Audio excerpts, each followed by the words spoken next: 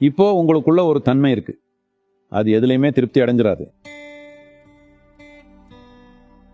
இது உங்களுக்குள்ள மட்டும்தானே இல்லை, ஒவ்வொரு மனிதருக்குள்ளேயும் இருக்கு. உங்களை இந்த பூமிக்கே ராணியா ஆக்கினாலும் கூட அது திருப்தி ஆயிடாது. ஏன்னா அது எல்லையற்ற தன்மைக்கு குறைவான எதுலையுமே திருப்தி ஆகாது. நீங்க உங்களுக்கு என்ன கொடுத்தாலும் சரி, அது இன்னும் வேணும்னு உங்களுக்குள்ள இருக்கிற ஒரு தன்மை ஏங்கிக்கிட்டே இருக்கும். அது கூடுதல் குறைவுக்கெல்லாம் ஏங்குறது இல்லை. அது எல்லை இல்லாத தன்மைக்கு குறைவா எதுலையும் திருப்தி அடையாது. இதை உங்க கவனத்துல வச்சுக்கிட்டு நீங்க விழிப்புணர்வோட தேடுதல் இருந்தீங்கன்னா, அதுதான் நாம ஆன்மீகம், யோகா அப்படின்னு எல்லாம் சொல்றோம். விழிப்புணர்வு இல்லாம தேடுதல்ல இருந்தீங்கன்னா அதுதான் பொருள் சார்ந்த வாழ்க்கைன்னு சொல்றோம். எல்லாருமே ஒரே விஷயத்தை தான் தேடிக்கிட்டே இருக்காங்க.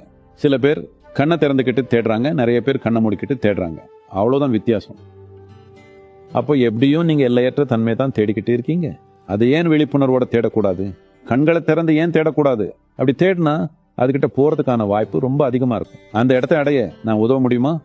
நிச்சயமா. அதுக்காக தான் நாங்க இங்க இருக்கோம். நீங்க தேடுறது மலை மேல உட்கார்ந்துட்டு இருந்தா அது கிடைக்காம போலாம். நீங்க தேடுறது உங்களுக்குள்ளேயே இருக்கிறப்போ யாராலையும் அதை தடுக்க முடியாது.